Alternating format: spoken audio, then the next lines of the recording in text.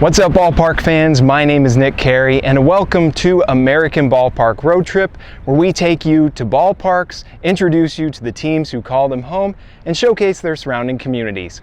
Today, we are in the Kingdom of Kansas City once again on the Kansas side of the border, here at Legends Feild, home of the Kansas City Monarchs of the American Association. So grab your favorite ballpark brew, sit back, relax, and enjoy the trip.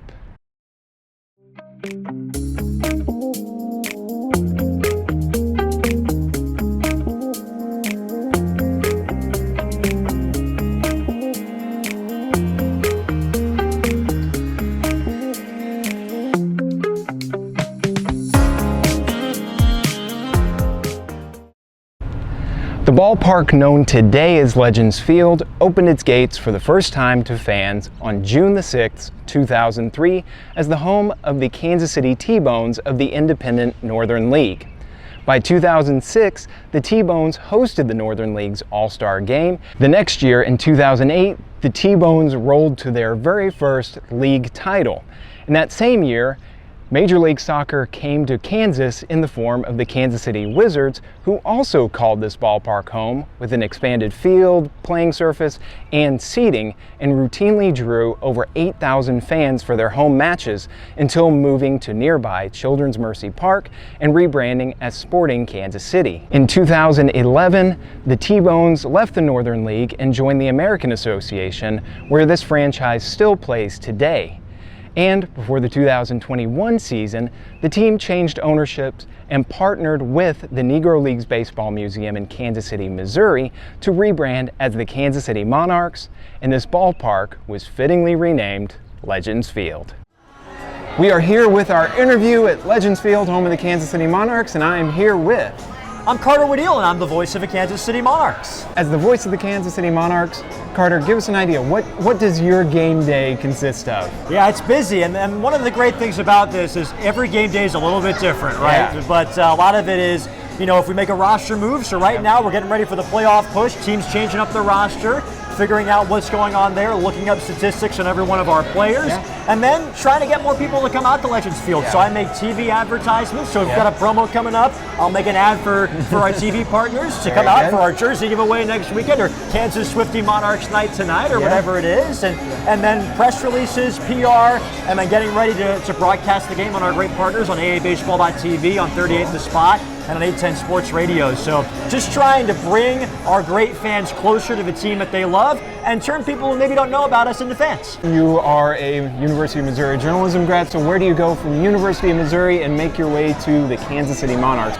My first job was with the Sioux Falls Canaries. So this is my 7th year in the American Association of Professional Baseball. When I graduated Mizzou in 2018, I sent about 50 emails to baseball teams, and the only one that emailed me back was the Sioux Falls Canaries, who made probably the objectively poor decision to hire me as their #1 broadcaster when I was straight out of college.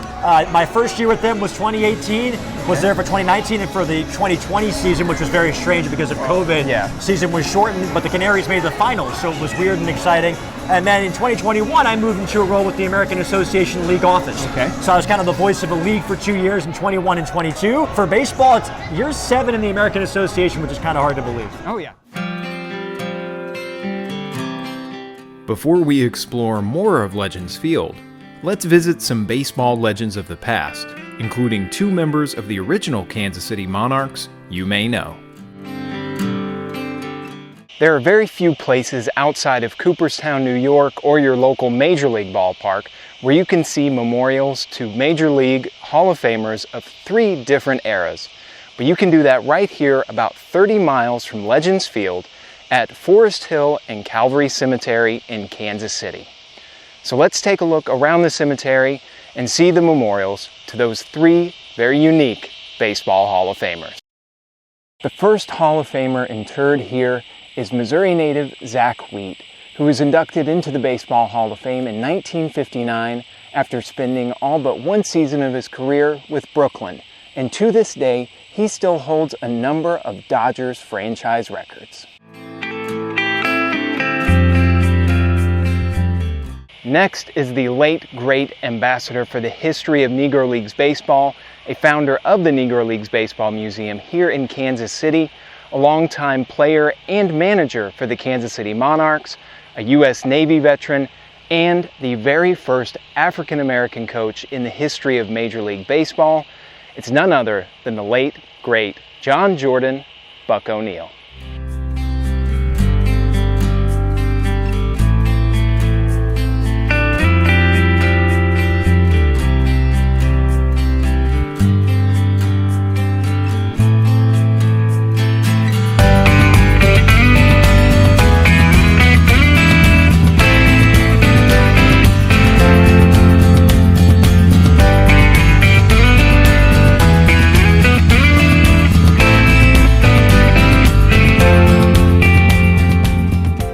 Last but not least, it's the ageless pitching wonder who spent more than 3 decades in professional baseball at various levels of the game, including a long, powerful Negro League career, capped off with a 1948 Rookie of the Year award while helping the then Cleveland Indians win the World Series.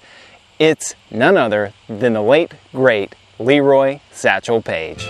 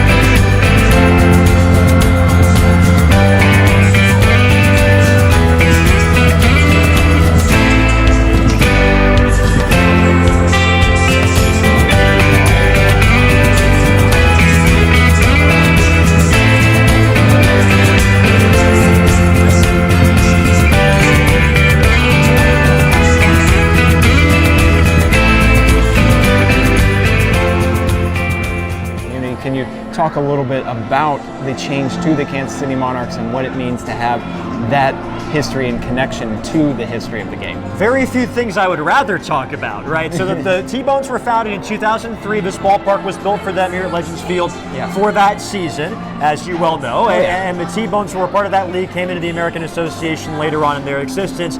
And during COVID, the T-Bones were sold, and Mark Brandmeier took over as the new owner of the team and approached Bob Kendrick, the president of the Negro Leagues Baseball Museum, with an idea to resurrect the name of the Kansas City Monarchs, who were the most successful team in the history of the Negro Leagues. Kansas City's first World Championship team of any kind, 100 years ago in 1924, when they got the win over the Hilldale Club in 10 games in that thrilling Negro League World Series, and won another World Series in 42, won 11 league pennants. You know, people say the Monarchs were the Yankees of black baseball. Really, the Yankees were the Monarchs of white baseball. That's how it was back in the day. I mean, the Monarchs were such a special team. And so the Monarchs now have a partnership with the Negro Leagues Baseball Museum in Kansas City, which is an absolute bucket list item for any baseball fan, any history buff, any American. And a percentage of the Monarchs revenue, every ticket sold, every hot dog sold, every beer sold, goes back to the Negro Leagues Baseball Museum. And so it's a really special partnership that we have. Our players visit the museum every season, and they talk about how special it is to be wearing the uniform and carrying on the name and the legacy of such an important franchise. Oh, definitely.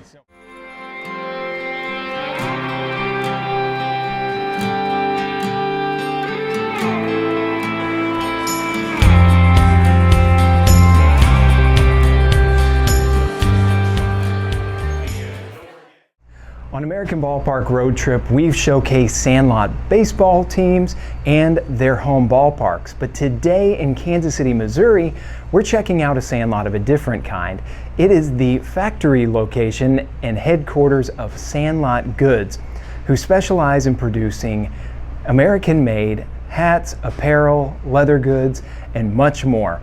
So let's take a step back to simpler times on the Sandlot and a step inside Sandlot Goods HQ here in Kansas City, Missouri. And I am here with Chad Hickman. I am the founder of Sandlot. Tell us a little bit about Sandlot, what you guys do, and how you came to be in this production facility and also produce all the awesome stuff you guys produce. Yeah, so Sandlot's been around for about 10 years. We started out as a company that was basically my personal outlet, creative outlet of making baseball-inspired leather goods. Always had a dream of manufacturing baseball caps. I've always been a hat guy. My wife will attest to I have way too many hats in our house, and there's only more coming in every day. Leather, we made products out of old baseballs, we made old baseball gloves, and we, for years, made wallets and journal covers and things like that. Always had on my pin board the machines I needed for hats, the plans I needed, which, you know, turns out the plans were complete nonsense, but once you actually start doing it, things change. Flash forward 2020, pandemic affected everybody in different ways.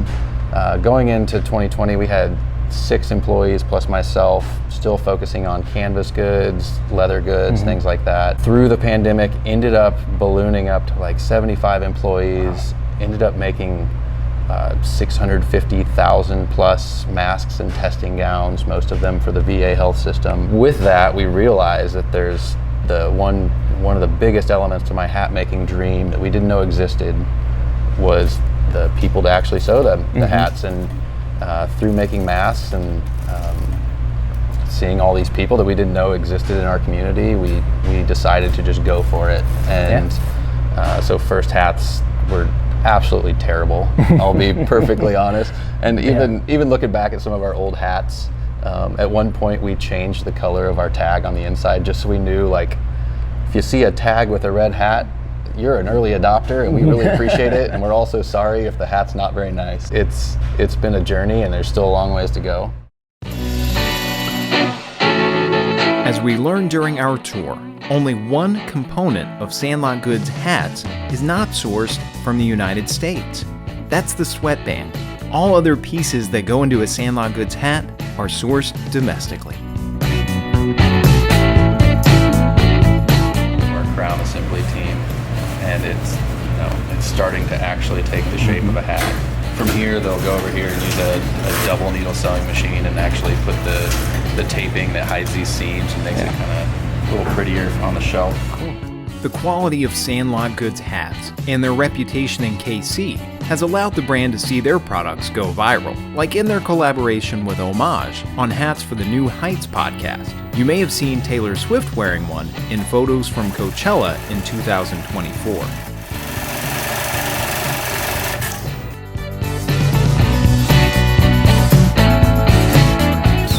You stick the visor in. It'll heat it for like 15 seconds or so, and then depending on which form you put it in, this is a form that we've used. Actually, we think it's a little too intense, so we are testing out a new one, and we have a laser in-house, so we've just made this to test. And then if we like this form, we'll replace all these with a new shape. So we're pretty proud that we've, in the last couple of years, have gone from making no hats to about 1,400 hats a week. Wow. Yeah, so the number one main focus is still hats, and that's what it will be for the foreseeable future. But I just can't stop myself from, this was my creative outlet, and it turned into my career. So there's still a little bit of creativity in there. We launched a product called Yard Ball a couple years ago, which is not meant to kill playing catch with a baseball glove, but it's sort of a convenient baseball and glove in one that you can keep in your glove box or keep on your desk, and it's great for impromptu games of catches when one person's like, I don't have my glove in my car. So it's turned out to be just such a fun product. At the hands of Sandlot's skilled craftsmen, in minutes, a yard ball is transformed from a soft core into a die-cut leather, hand-stitched American original product.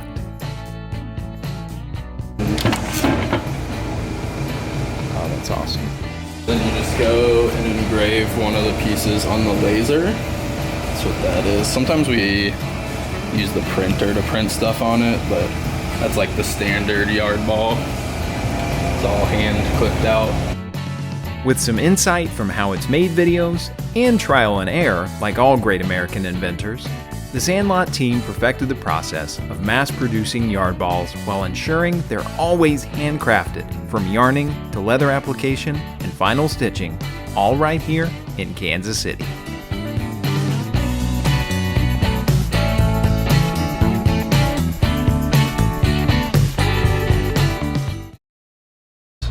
So we're making that. We make hats.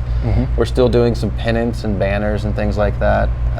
And then a lot of some things that aren't super fun to talk about, but totes and things like that. Yeah, and well, those are everyday items that people need, and when you don't have them, you realize, oh, I needed that. So always good to have at least that bit of diversity as a base. But you guys pay homage to this greater Kansas City area, both sides of the border here, and also the Kansas City Monarchs and teams of Negro League Baseball. Can you explain a little bit about that?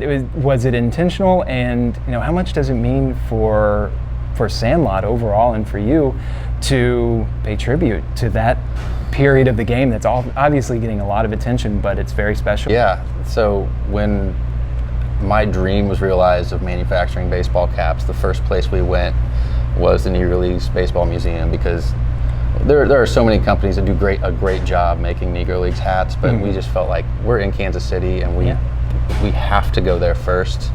It's just ingrained in Kansas City. Bob Kendrick is just the greatest storyteller on the planet. Oh yeah, it's amazing. So it was a must-have, and they have been amazing. The licensing was a no-fuss situation. They were as excited as we were to have hats made in Kansas City. Yeah.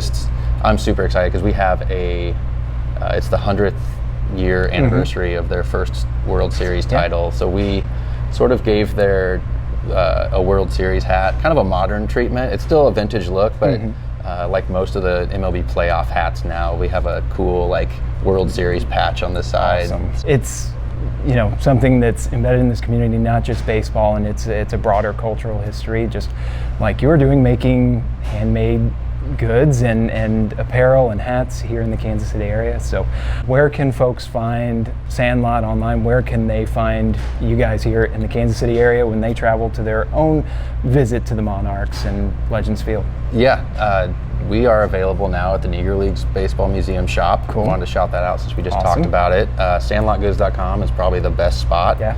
We have a few store locations in Kansas City that carry our products, and then we're being sold in rally houses now, and there's a few Dick's Sporting Goods that are carrying some of our Negro Leagues hats as well. Now we head back toward Legends Feild. The ballpark is one of 3 pro sports facilities for 3 different sports within 1 mile of each other in Kansas City, Kansas, including the 48,000-seat Kansas Speedway for auto racing and the 18,000-plus seat Children's Mercy Park, home of Major League Soccer's Sporting Kansas City.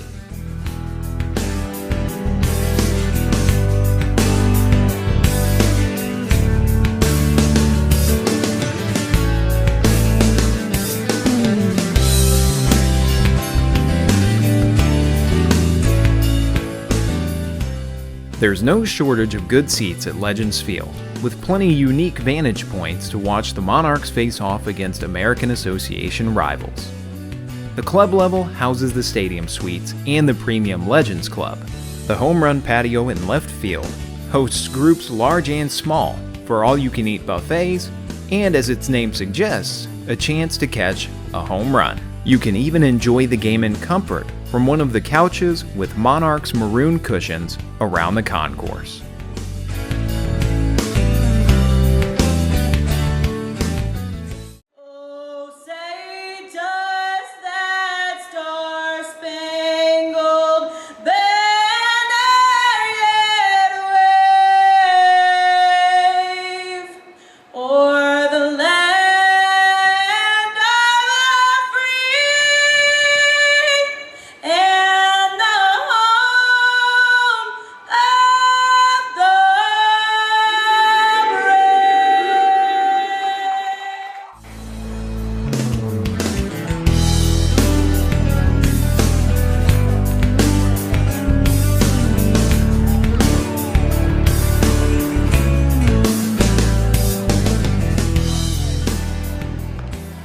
Fans who may not know the difference between American Association Baseball and, say, affiliated minor league baseball. Yeah, the American Association can trace its roots all the way back to 1993 when the original Northern League was founded. Yeah. And that was the first league, the brainchild of Miles Wolff, whose name is on our championship trophy that the Monarchs won last season, that was outside of the affiliated structure, and the thought that Miles Wolff had at the time, and the thought that still permeates this league today is, fans want to watch teams that are built to win games for their city. And it's really something special that we see in the American Association. People ask me all the time, is this a AA team? Is this a AAA team? Like, what is it? And the answer is, there's no designation. There's no number of A's. And the reason being is that the Monarchs and every other team in this league are built to win a title for their city. They're not a farm team for some other club who knows where. Their players choose to play here. They're not told that they have to play here. And they're here to go and win ball games and get the attention of major league organizations and get signed, which we've had a few players have the opportunity to do this season. But it makes for a really entertaining product, because you're going to see, if a pitcher has a no-hitter, they're going to keep him in the game. If a guy is up at the plate and needs to get a run, they're going to pinch hit for him if they need to, whether he's a first-round draft pick or not, because it's about winning a ball game. That's what I love about this league and about Partner League ball in general.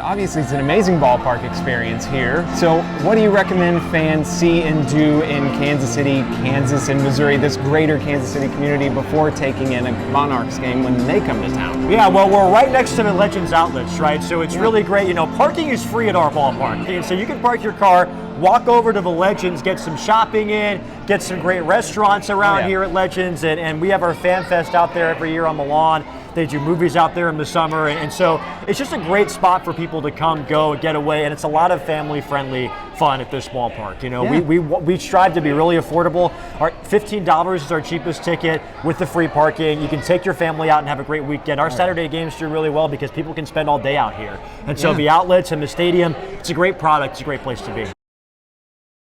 Just across the road from Legends Feild is a fun-filled way to spend the day before taking in a night of Monarchs baseball here at Legends Outlets. They were first opened in April of 2006 and are home to more than 1 million square feet of retail spaces, entertainment spaces, hotels, and restaurants. But this open-air district in the area known as Village West serves a deeper purpose than that. It serves to memorialize the legendary figures in the history of the state of Kansas through artwork, murals, plaques, medallions, and statues. So let's take the walking tour of Legends Outlets and explore the history and historic figures in the state of Kansas.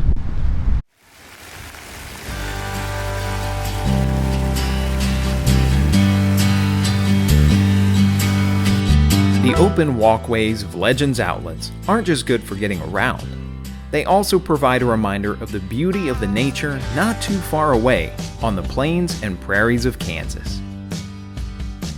Legends Outlets memorializes the pioneers of the land like the Osage, who first made the area their home, the pioneers of the sky like aviator Amelia Earhart, and frontier figures like lawman Wyatt Earp.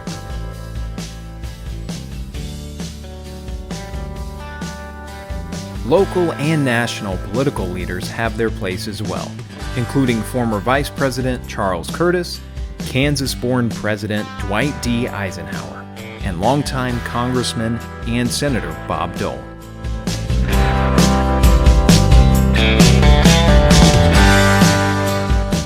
Even figures of journalism and media personalities like Damon Runyon are remembered here.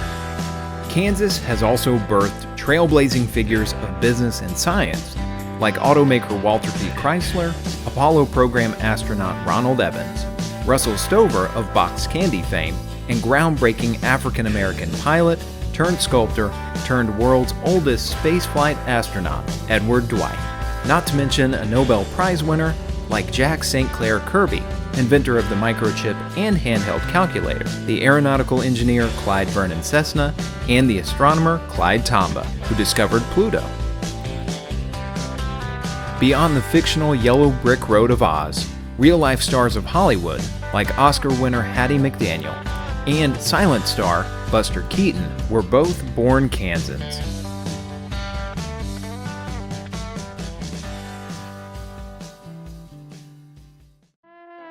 Kansas has plenty of music history too, like Ava Jesse, the internationally recognized choral director, jazz pianist, composer, and educator Mary Lou Williams, plus the pioneers of Kansas City swing and jazz, including the father of jazz saxophone, Coleman Hawk Hawkins, Big Joe Turner, and Pete Johnson, who made their mark in boogie-woogie music and influenced early rock and roll, the incomparable Count Basie, who jump-started his career in Kansas City, plus the unmatched alto saxophonist Charlie Bird Parker. Of course, Kansas history has its fill of front-running sports legends on the track, in the field, and on the court, from Olympic runners to the creator of basketball, plus certified cowboys, NFL Hall of Fame players like Barry Sanders, and baseball memorables including Ralph Houck and Hall of Famer Walter the Big Train Johnson.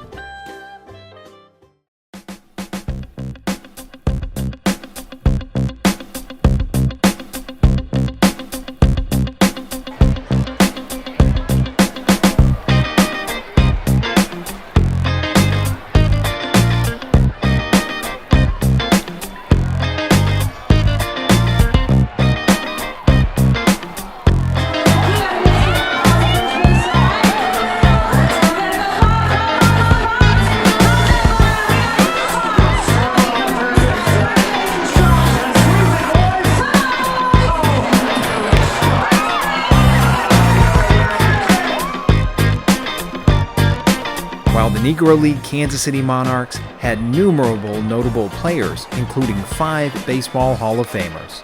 The modern Monarchs franchise has hosted its share of stars with Major League pedigree over the years. Baseball fans might recognize the names of former Kansas City T-Bones and Monarchs with previous Major League time, like DeJuan Brazelton, Ray Sadler, Mike Kickham, Daniel Nava, Henry Owens, Casey Gillespie, Darnell Sweeney, Nick Franklin, Pete Kozma, Malik Smith, Brandon Finnegan, and Odubel Herrera. There's even decades of pro baseball experience in the coaches' boxes, with Kansas City World Series winners Christian Colon and Frank White on the coaching staff.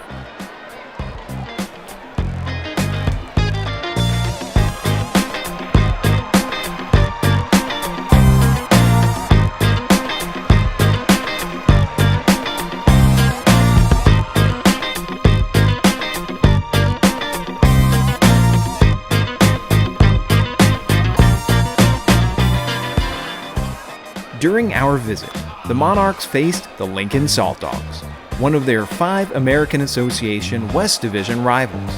The MLB Partner American Association is composed of 10 clubs stretching from Winnipeg, Manitoba, Canada in the north, to Claiborne, Texas in the south, and Gary, Indiana in the east. In all, the footprint of the American Association spans 9 states and 1 Canadian territory.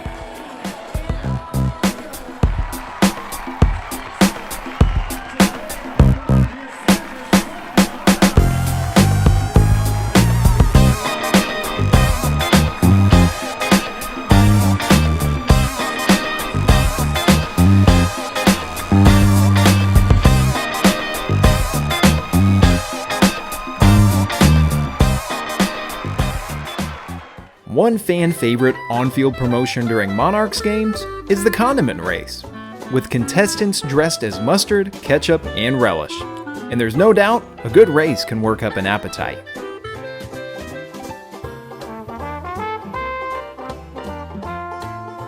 What better food to sample in Kansas City than barbecue, like world-famous Arthur Bryant's. The restaurant dates back to 1908 and was moved by Arthur Bryant to its current location on 18th and Brooklyn in 1946. Not far from Municipal Stadium, the final home of the original Kansas City Monarchs. Notable figures like actors, including Harrison Ford, and Presidents Jimmy Carter and Barack Obama have stopped in. And even fictional coach Ted Lasso, played by KC area native Jason Sudeikis, called Arthur Bryant sauce some of KC's best.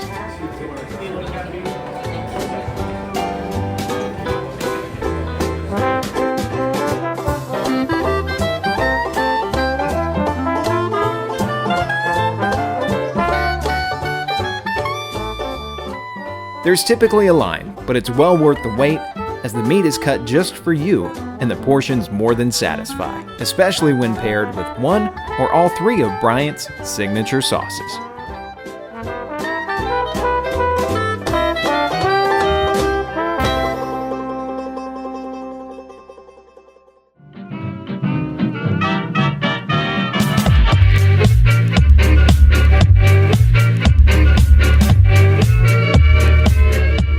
Legends Feild has plenty of food and drink options for fans of all ages, whether you're craving pizza by the slice, or ballpark classics like popcorn, hamburgers, and hot dogs, or a cool beverage on a hot night. Thanks to a local partnership, the Monarchs even offer gluten-free concessions options to fans. And to finish off a ballpark feast, there are sweet treats like Kansas City's own Betty Ray's ice cream.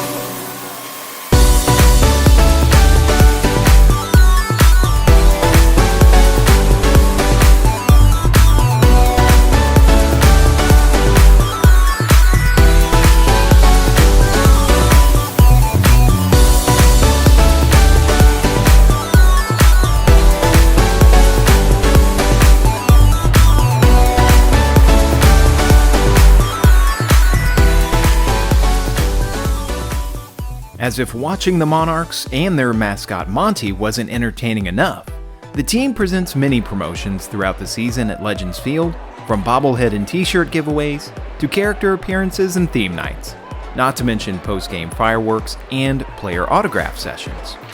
For select games, the team also takes the field in special uniforms as Los Monarchs, honoring Kansas City's Hispanic and Latino community, when they aren't in their usual on-field styles, influenced by their predecessor Monarchs of the Negro Leagues.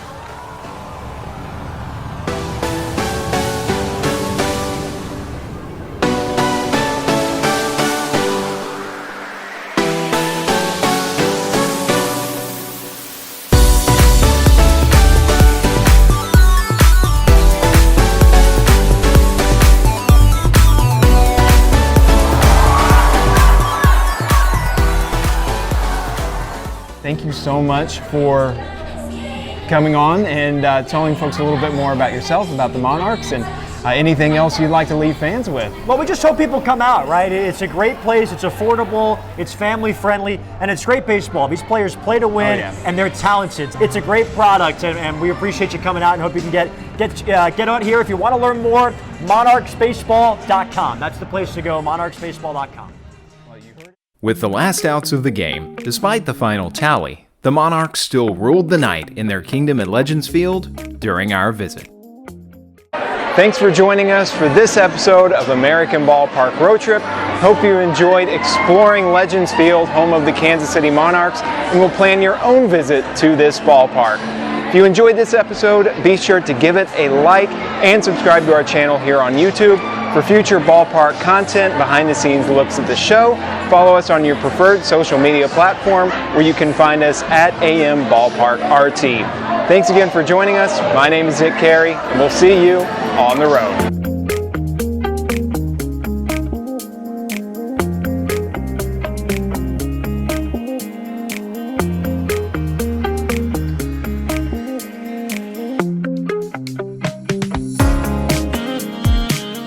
thank you so much again for showing us around, telling us the story of Sandlot, and best of luck for the years to come. Much appreciated.